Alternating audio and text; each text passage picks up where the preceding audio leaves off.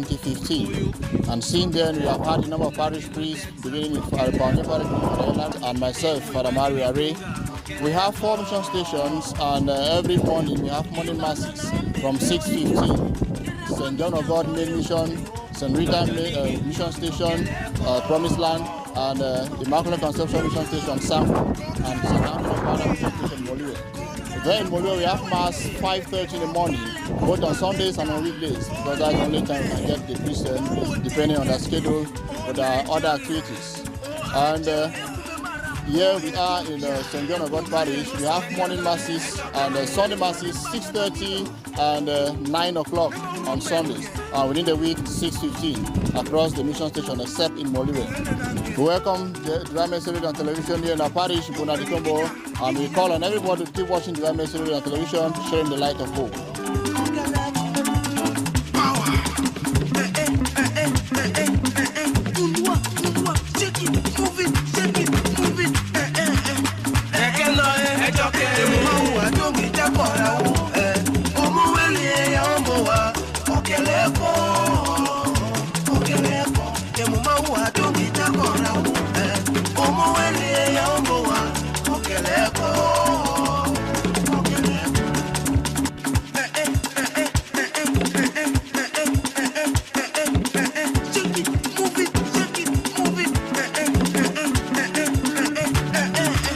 My name is Madame Jive Odigia. I want to welcome the DMRTV in our parish. I'm a parishioner of St. John of God Parish, Buea de Combo. DMRTV, sharing the light of hope.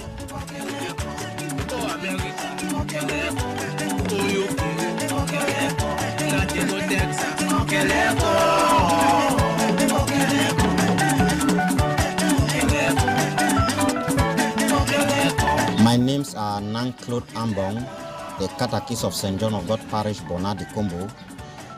I welcome Divine Mercy Radio, Television here in our parish. Divine Mercy Radio, Television, sharing the light of hope.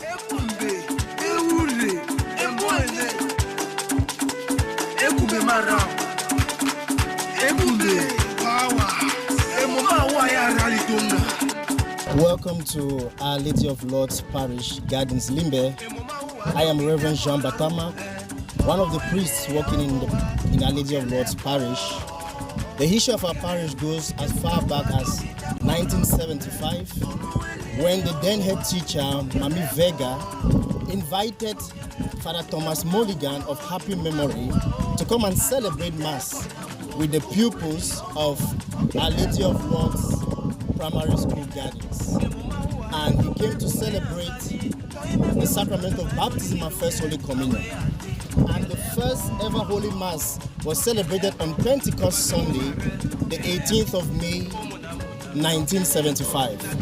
Father Thomas Mulligan of happy memory was very impressed with the attendance of the pupils, the parents and guardians, and the teachers of Our Lady of Lords Catholic School Gardens. And following the suggestions forwarded to him, he decided to create Our Lady of Lords Mission Station Gardens, named the parish taking its name after the primary school.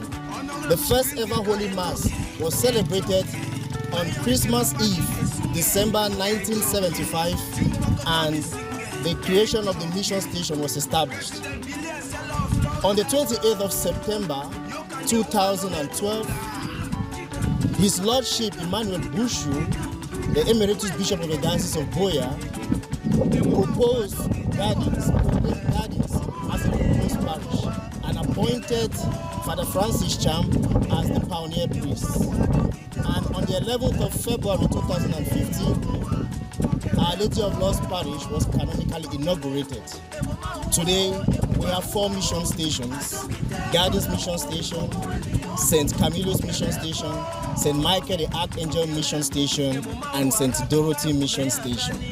And under this parish, we have 2 institutions: Our Lady of Lords Catholic School Gardens, which is the oldest, and we have Our Lady of Lords Comprehensive High School, which was founded by the Diocese of Buea in the year 2020. In a very special way, we wish to welcome the Divine Mercy Radio Television to our parish.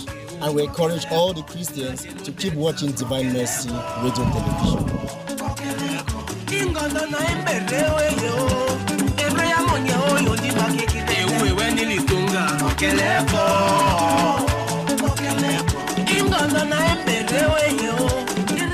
Reverend Father Johnson Dile, the curate of Our Lady of Lourdes Parish Gardens and chaplain for Our Lady of Lourdes Comprehensive High School. Yes, I think I'm 4 months old as a priest here in Gardens. Here we have masses every day in 2 mission stations, here in the main mission, Our Lady of Lourdes Gardens, and at St. Michael the Archangel mission stations. All masses begin at 6:30 a.m. And every day after Holy Mass, we have 1 hour of Eucharistic adoration. And the Christians are encouraged and are always a party to it. Then on Sundays, the entire parish has 5 masses. 2 in Our Lady of Lourdes main church here in Gardens at 6:30 a.m. and 9 a.m. And at St. Michael the Archangel mission station, masses at 6:30. At St. Dorothy mission station, masses at 9 a.m. And at St. Camillus, where the chapel is found within the My1 hospital premises, we have mass at 11 a.m. So welcome the Divine Mercy Radio Television to our parish, Our Lady of Lourdes Parish Gardens, and we encourage the people of God to glue to their TV, because there they are going to gain so much of the riches of the church.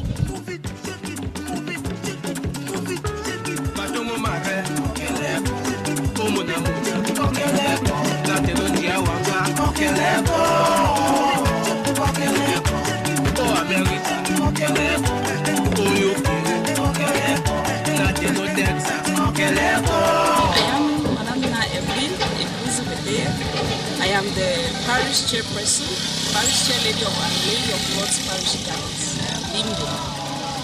I just want to use this opportunity to welcome the presence of Divine Mercy Radio and Television in our parish today, and I want to thank them for thinking that it's good to be with us here today. Divine Mercy Television, sharing the light of hope. Divine Mercy Radio Television, sharing the light of hope.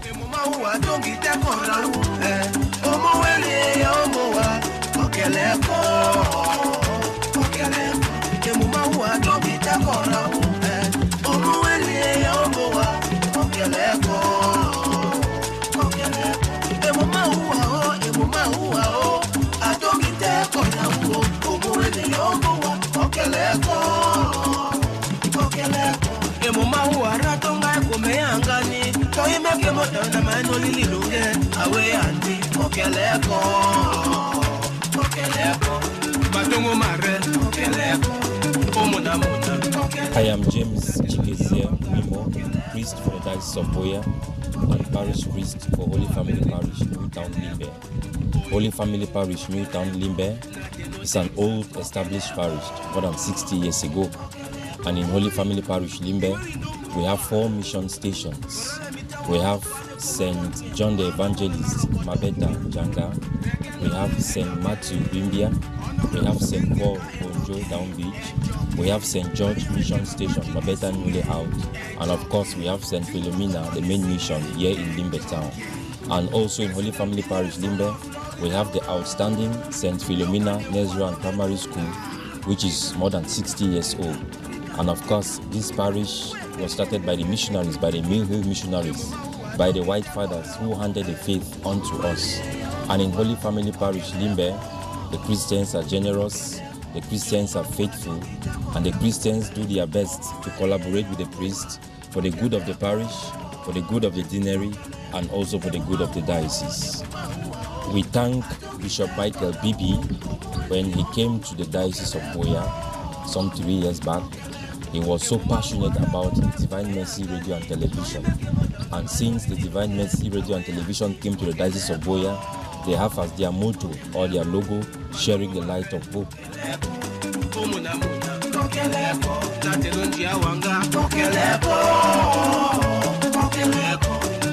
America, kokeleko.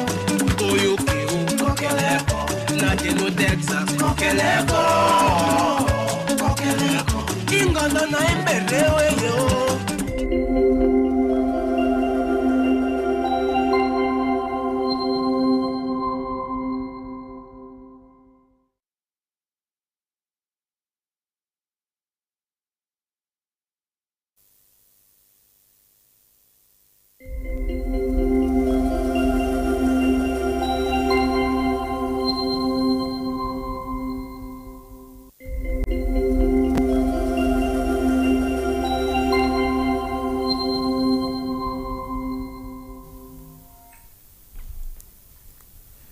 Good evening, friends of the Divine Mercy Radio Television of the Diocese of Buea.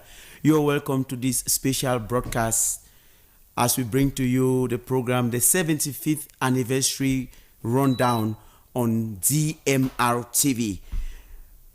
And today on the program, the 75th anniversary rundown, we shall do an evaluation of the significant contributions of the lay faithful in the history of the Diocese of Buea.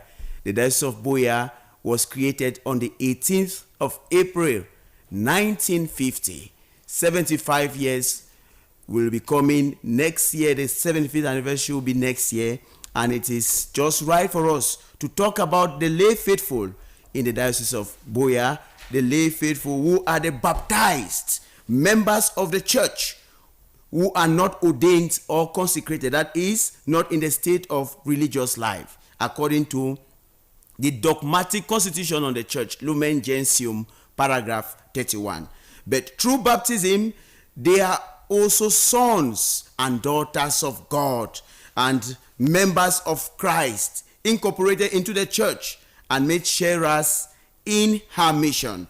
That is according to the Catechism of the Catholic Church, paragraph 1213. The church is quite aware, therefore, that without the lay faithful, the apostolate of pastors cannot be fully effective.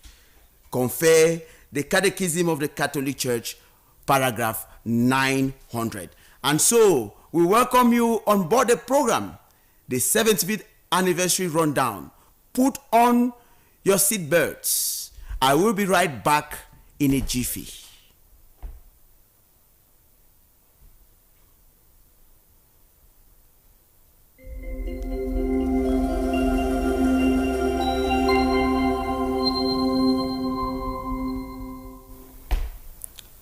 Just time for us to present to you our guests, the panelists for today's program, as we evaluate the significant contributions of the lay faithful in the history of the Diocese of Buea. I want to begin by introducing the chairperson of the Diocesan Pastoral Council, who hitherto served as the chairperson of the Laity Council, Pa James Vifonge. Mola, good evening and you're welcome. Thank you very much, Father.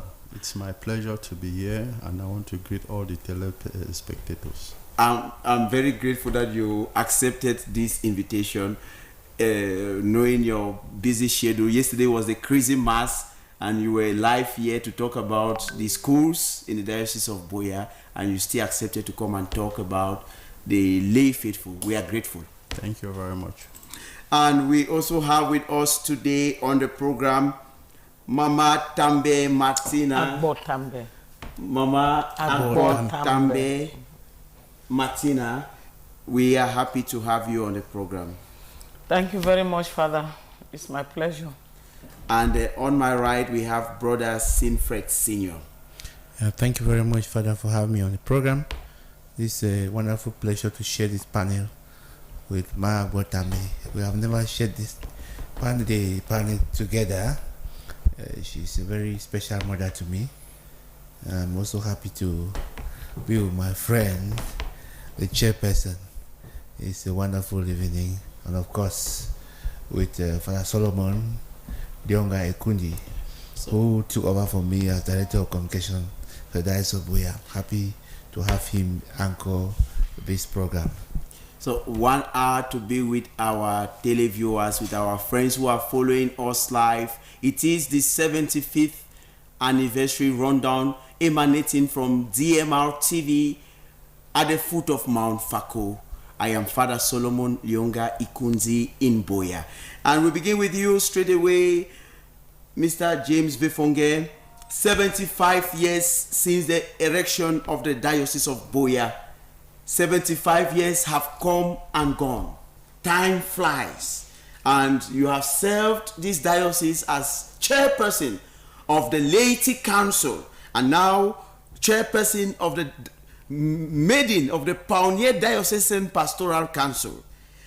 Can you say, looking at the situation of our diocese, can you say without fear or favor that the laity of the Diocese of Buea has matured, that we have a committed, converted and convinced group of lay faithful?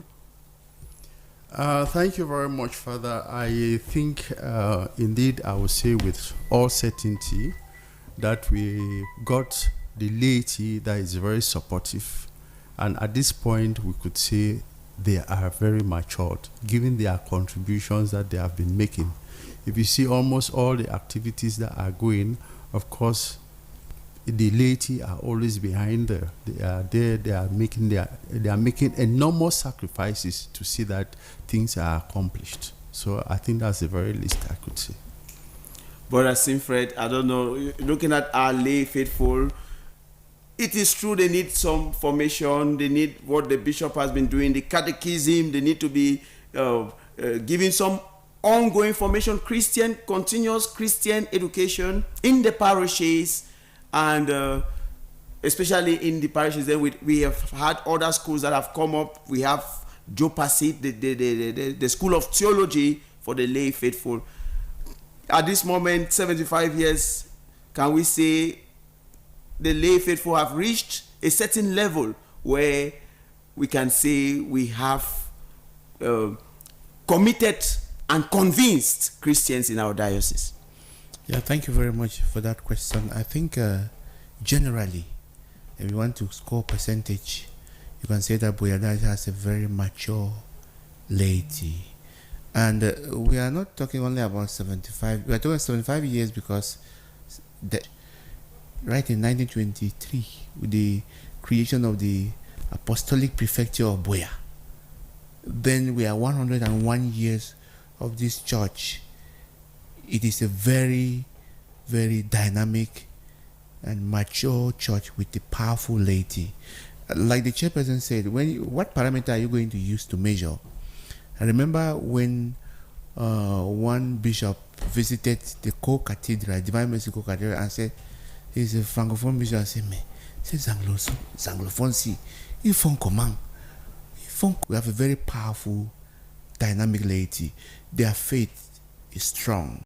Jopasit and all whatnot, catechism is just seeking understanding. The faith that is already, they receive the faith, they are seeking understanding. They remain very firm.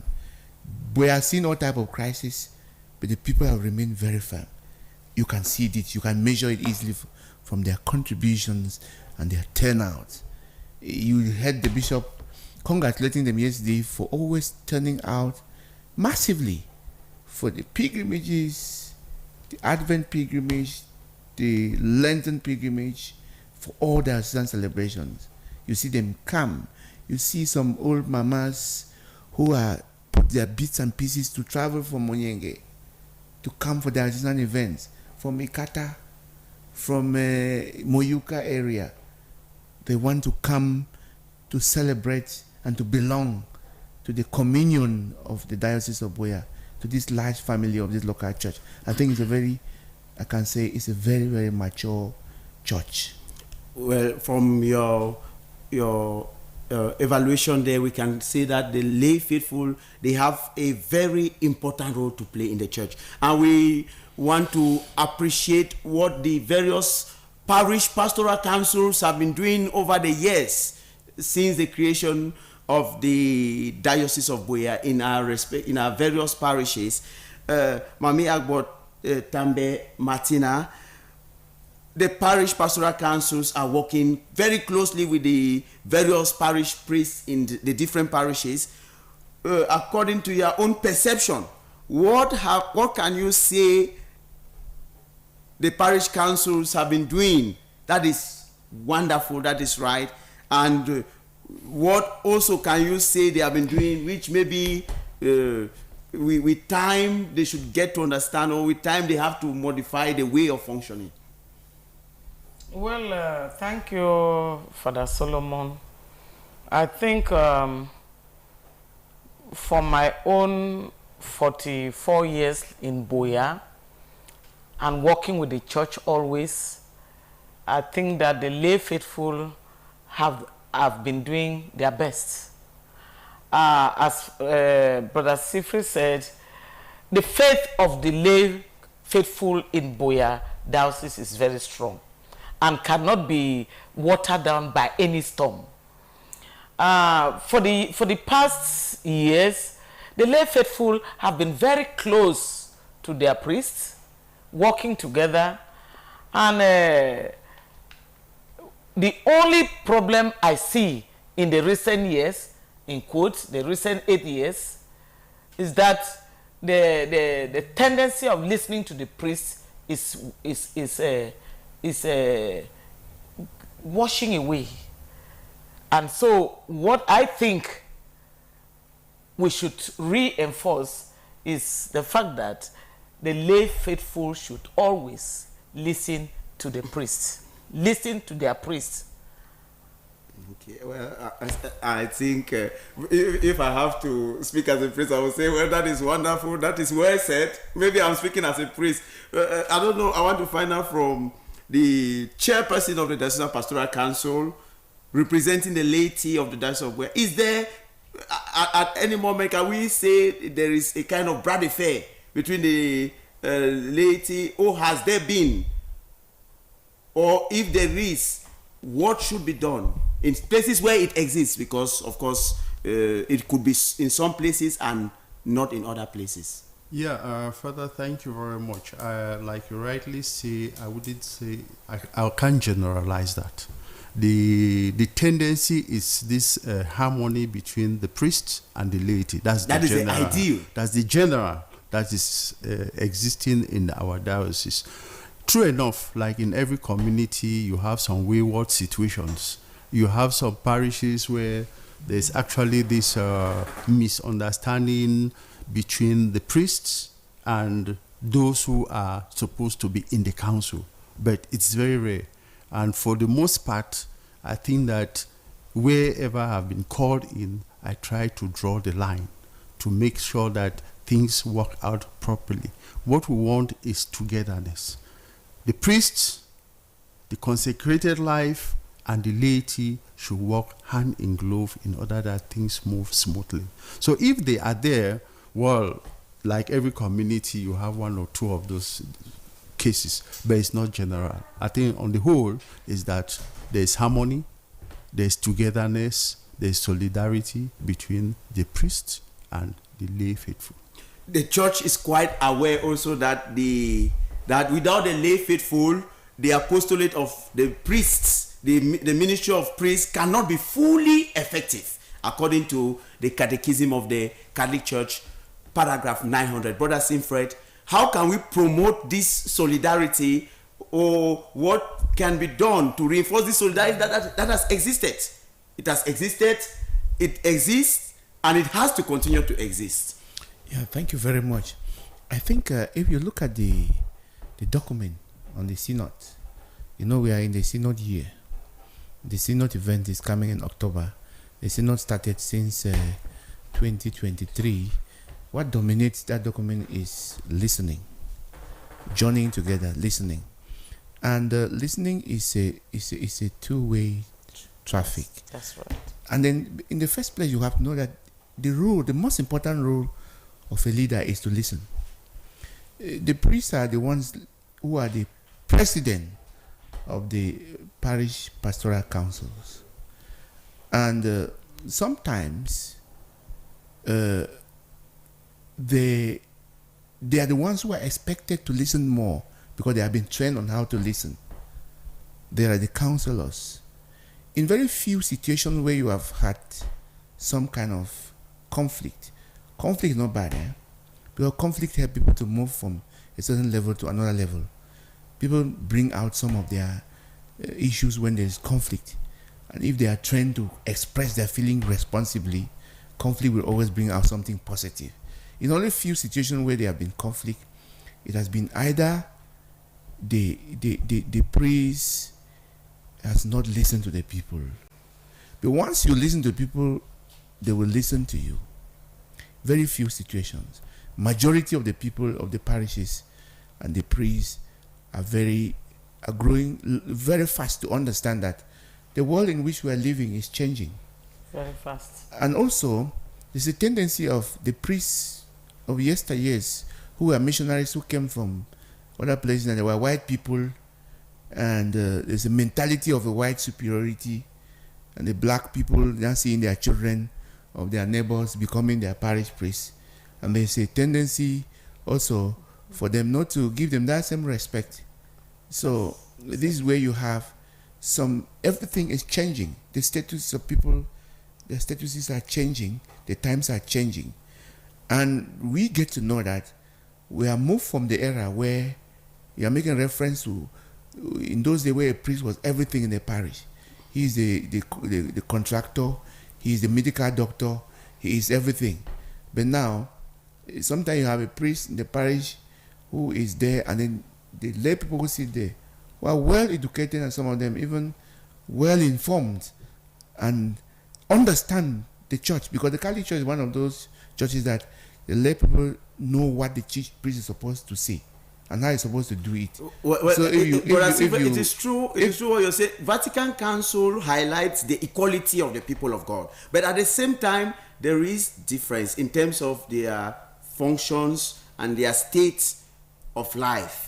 In terms of their common baptism, they are equal, because we share in the common priesthood of Christ. In terms of the call to holiness, there is that equality. But once we start saying that, okay, well, this is it, the equality is there. We are all the terminology used by Vatican II, the people of God. But can we say at one point in time, if we have these situations, these unfortunate situations in some places, it's because people have kind of misunderstood that terminology, because the priest has his proper place, which the lay people, faithful cannot take, and the lay faithful have their proper place, which the priest himself, without them, his work becomes difficult. God. Exactly what you're saying, I'm with you. But then, there's no role that is inferior. Where you're a lay person, it is not because the term laity means inferior. Everybody has his own role to play.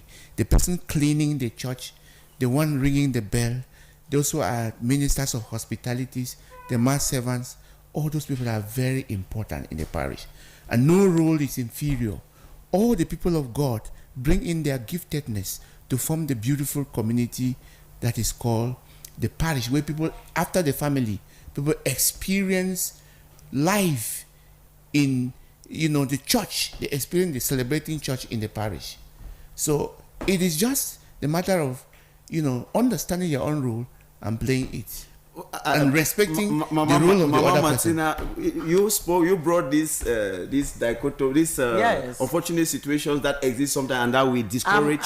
If we look at it before, you talked of 8 years ago. 8 years ago, or it was different. It was different. What has happened? Is it a crisis of faith? No. I am coming from this point of view. We should understand that the church of yesterday is moving gradually out of the tradition because of the presence of so many ecclesial communities, and the tendency of our lay faithful is to think that what the papas, the prophets, the man of God, and the rest, what they go around them and watch them do, see them in television, participate in their prayer sessions, they should carry that same attitude into the church, which is not correct, because the Catholic Church has its tradition, and the Catholic Church stands. The priest is the chairperson, as a brother said, and we must first listen to them, understand before we start talking. But because of the present situation where the world is changing, we have so many, every corner ideologies. So many ideologies. Our lay faithful is beginning to be intoxicated and behaving differently. The bishop, yesterday, I come back to the chairperson of the laity council. The bishop made a special appeal for the Christians to pray for their priests, to support their priests, because the ministry itself, I think the bishop's homily, I followed it very closely. I think it is very actual. Looking at, I don't know, maybe in line with what the bishop was saying.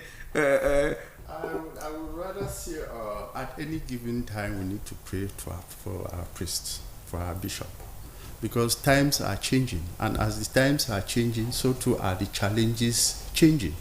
I mean, the Palatine fathers who brought Christianity, the faith here, they had their own difficulties. Imagine somebody leaving his comfort zone in Europe to come to Africa. Imagine the Bojongo Hill. You leave the ocean, you leave the seashore right up to the hill. Those were the challenges they faced. So they needed prayers within that period. Maybe they requested their families back home to pray for them. Now, you take this generation, we are now in the Android generation. And so the children, they read things that sometimes they want to believe it. And so you have to tell them. But the truth, and I stand by it, is the fact that what exists between the priests, the religious, and the laity is more of harmony.